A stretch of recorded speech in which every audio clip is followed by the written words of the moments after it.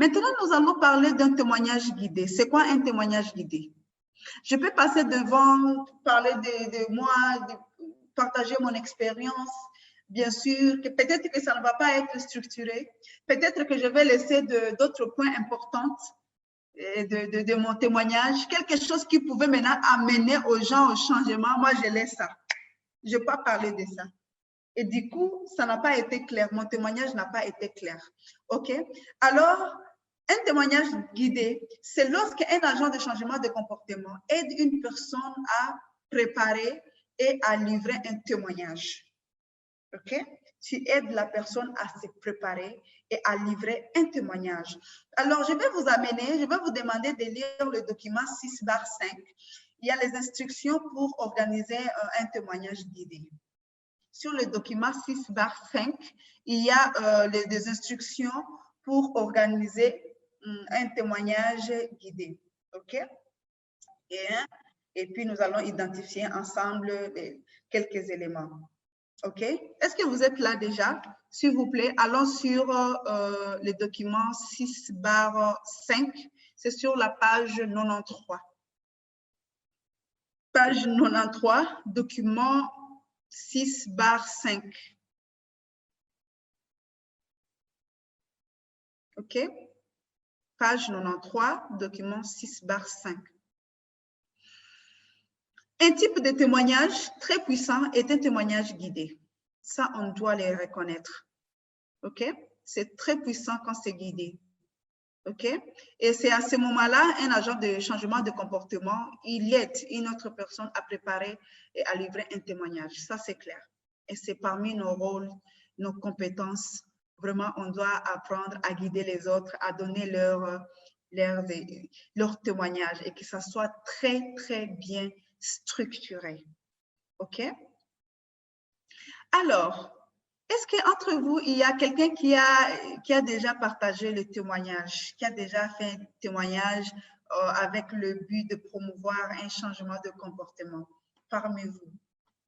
Pas seulement témoigner ou juste témoigner, non. Si vous avez déjà témoigné avec le but d'amener les gens à changer leur comportement, à adopter une autre action qu'on voudrait voir dans la communauté.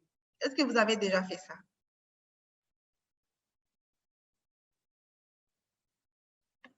OK. Donc, il y en a déjà. Alors, vous qui avez déjà fait ça, quelles sont les procédures que vous avez prises pour bien faire ça, pour arriver à donner ces témoignages correctement et clairement? Quelles sont les procédures que vous avez faites, que vous avez entamées pour y arriver?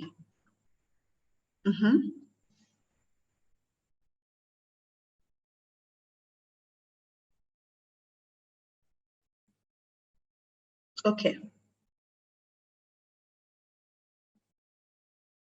OK, merci beaucoup.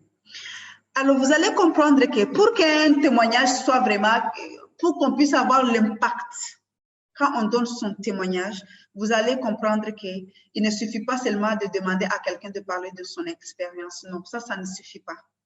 OK? Ça ne suffit pas. Normalement, pour que ça soit efficace, ce témoignage doit être guidé. Et ce sont les mêmes choses qu'on a retrouvées dans les documents 6/5, des instructions pour organiser un témoignage guidé. OK? C'est très important. En tant qu'agent de changement de comportement, on doit suivre ces processus. On doit accompagner la personne. La personne, quand il donne son témoignage, il doit être spécifique quand il parle. Il doit se rassurer que est-ce qu'il parle de choses vraiment importantes qui vont aider à d'autres personnes à changer. OK? OK? Et c'est ça, ce qu'on appelle un témoignage guidé. OK? Aider quelqu'un à raconter son histoire. Alors, pourquoi, en tant qu'agent de changement de comportement, on doit aider les autres à raconter correctement leurs histoires? Pourquoi on doit les aider? Pourquoi c'est juste toi, en tant qu'agent de changement de comportement, tu as déjà cette expérience, tu connais beaucoup de choses. Pourquoi toi-même, tu ne peux pas prendre la place et partager ton histoire? Pourquoi on doit aider les autres à raconter leurs histoires?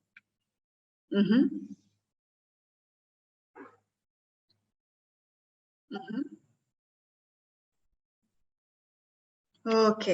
Merci beaucoup pour vos contributions. Et vous avez compris que si toi, tu prends, par exemple, l'histoire de quelqu'un d'autre et tu la racontes, ça n'aura pas d'impact.